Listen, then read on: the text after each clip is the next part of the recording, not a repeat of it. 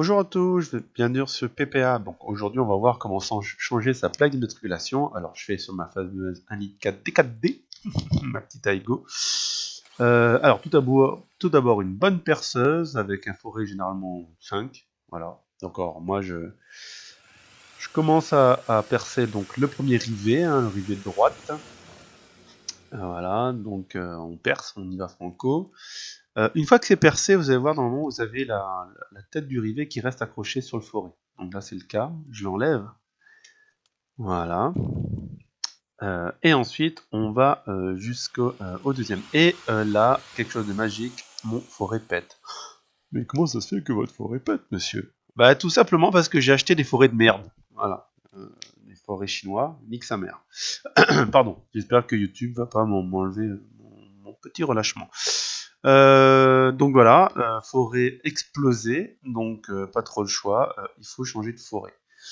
Donc là c'est ce que je fais, on va un peu dans le reflet de la voiture, je change de forêt, et puis j'y vais pour aller exploser ce deuxième rivet.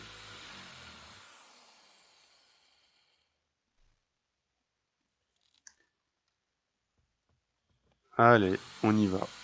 Alors, comme d'habitude, avec délicatesse. Voilà, les deux sont explosés. Donc on voit d'ailleurs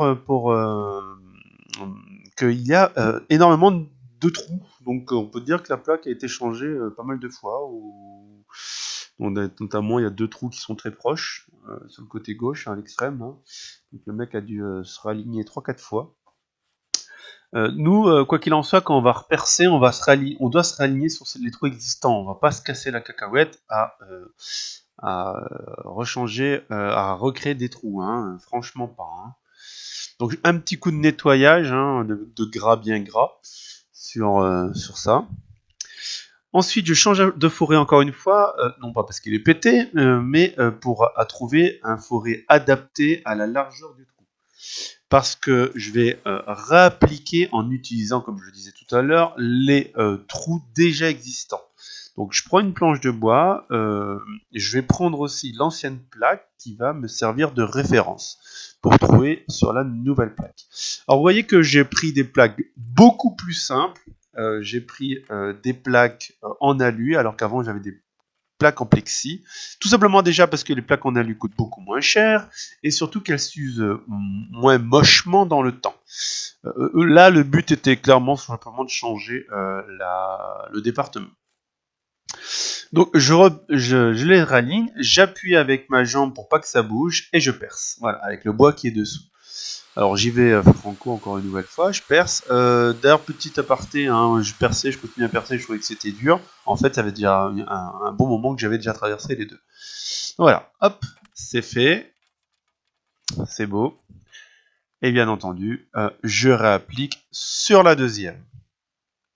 On raligne. On essaye de mettre le genou, chose que j'ai pas fait et c'est pas bien. Franchement, mettez le genou, hein, pour pas que ça bouge. Et voilà, les deux trous sont faits. C'est magnifique. Ensuite, ce qu'il va falloir faire, c'est tout simplement tester, hein, déjà. Alors moi, j'ai acheté ces rivets chez Brico Marché. Ils sont vraiment géniaux. 3,40 €, vous avez, je sais plus, 6 ou 8 rivets, avec les caches. C'est vraiment fait pour les plaques. Vraiment.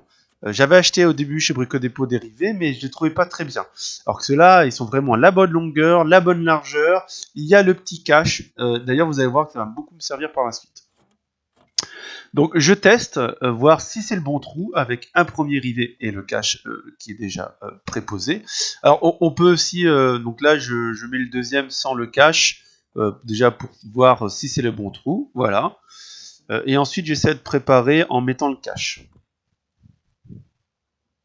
Voilà. En plus, bleu sur bleu, il vous propose du cache blanc, du cache noir, c'est vraiment le top, hein, vraiment les rivets côté K, génial.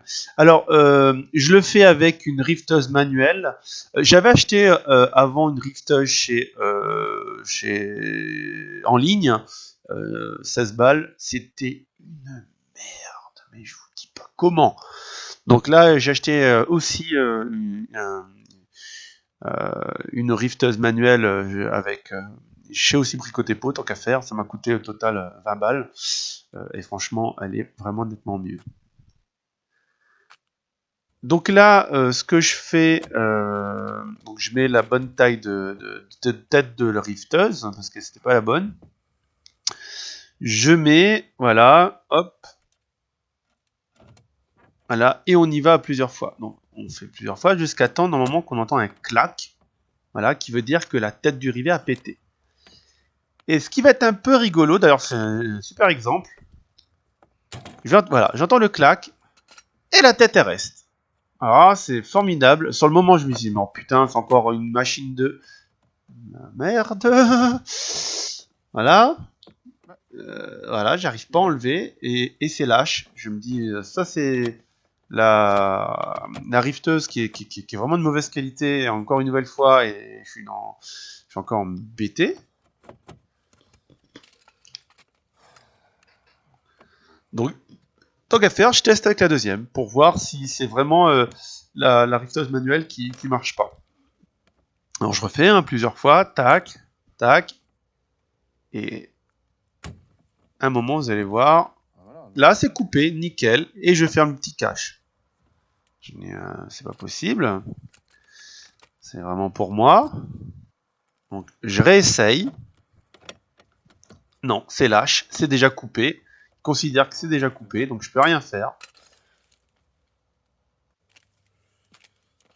Donc je vais aller à la tenaille. Allez hop.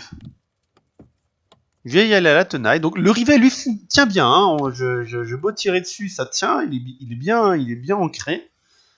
Donc à la tenaille, ben, j'essaye de couper tout simplement la tête de rivet. Et ce qui est génial, ben, le petit cache. Regardez. Nickel. Rien à dire.